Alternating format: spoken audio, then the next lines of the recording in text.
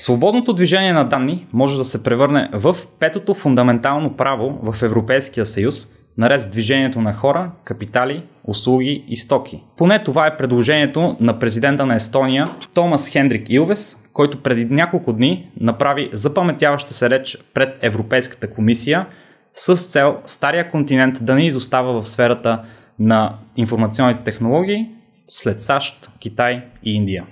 Според естонския държавен глава, свободното движение на данни ще означава, че можем да имаме достъп до услуги, за които сме платили в рамките на Европейския съюз.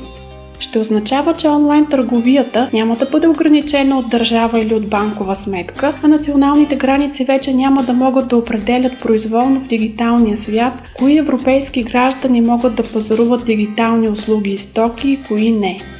Президентът напомни още, че през 60-те години, когато са дефинирани 4-те свободи на придвижване на хора, стоки, капитали и услуги, компютрите са били в ранна фаза на развитие и не е имало дигитални услуги, но днес живеем в напълно различен свят.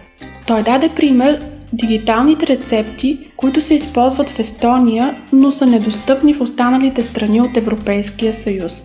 Освен това посочи, че свободното движение на данни ще бъде от полза не само на младото поколение, а и на възрастните хора, които стават все по-отворени към иновациите.